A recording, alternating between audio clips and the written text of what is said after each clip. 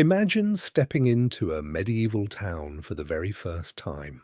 Before you see anything, the smell hits you like a wall. Rotting food, animal dung, smoke, sweat. Something worse underneath. Your modern nose has never experienced anything even close. You'd probably gag. You might be sick on the spot. But here's the question nobody really asks about the Middle Ages. Did medieval people themselves notice the stench they lived in? Were they really as filthy as the movies always show? The truth is, stranger, grosser, and more surprising than you think. So let's find out. How bad did medieval people actually smell? First, let's kill the biggest myth you've been told. You've heard medieval people never washed and feared water, that they bathed once a year, if at all. That's mostly wrong. The reality is far more complicated. For centuries, public bathhouses were everywhere in medieval towns. People soaked, gossiped, ate, even did business in hot water. In big cities, there could be dozens of these bathhouses. To many, a good steam was a normal weekly treat. So, no, your medieval ancestor wasn't always caked in filth. They cared about being clean far more than we assume. But clean in the Middle Ages meant something very different. And that's where the real smell story begins. Most couldn't soak in hot water every single day. Heating enough water took firewood, time, and serious effort. So daily washing meant a cloth, basin, and cold water. They scrubbed hands, face, and the parts that mattered. Full-body baths were a luxury, not a daily routine. Soap existed, but the good kind was expensive and rare. Most used harsh stuff made from ash and animal fat. It cleaned, sort of, but left its own strong smell.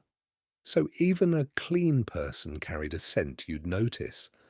Now multiply that by an entire town of people. The real horror wasn't the people, it was the streets.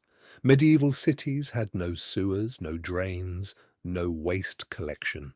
Whatever your body produced went into a bucket or pit, and that bucket was often emptied straight into the street. Yes, people really did throw waste out of their windows. The gutters down the middle of the road ran with filth. Rain didn't clean it away. Rain just spread it everywhere. Add the animals, pigs, horses, chickens roaming the streets. Their dung piled up alongside everything humans threw out. Butchers tossed rotting guts and blood into the gutters. Tanners soaked animal skins in urine to make leather.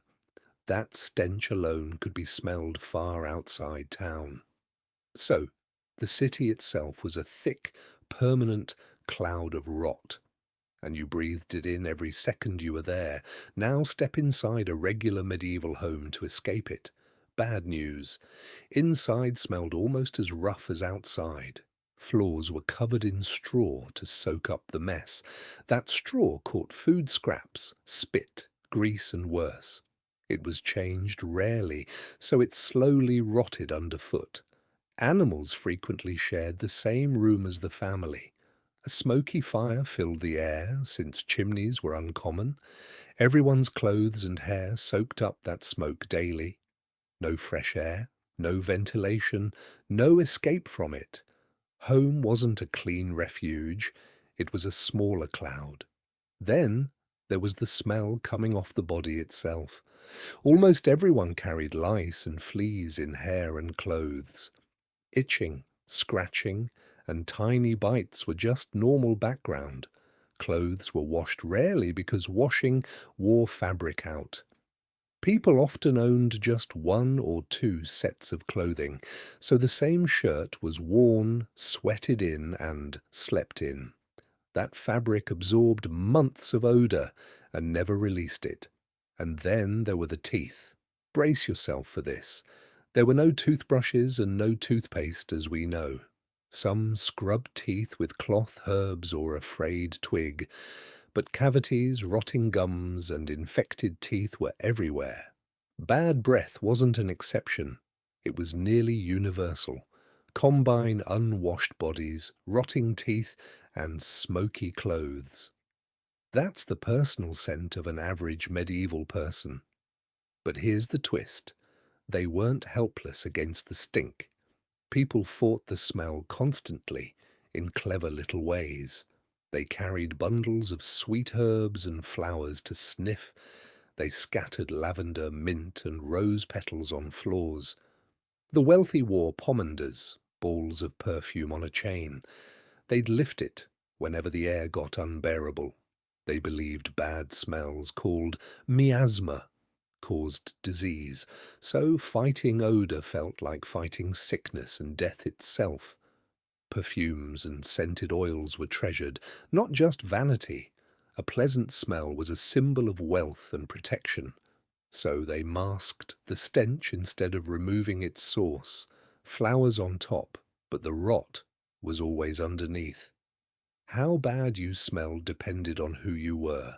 A wealthy lord had servants, clean linens, and rare perfumes. A poor farmer had one shirt and a lifetime of labour. The gap between rich and poor was something you could smell. But here's the part that's genuinely hard to imagine. To them, this world didn't smell shocking at all. Your nose adapts to any smell you're surrounded by. They were born into it and never knew different. What would knock you flat was just their normal Tuesday. The stench only shocks us because we escaped it. And that escape is shockingly recent in human history. For almost all our past, this is how people lived.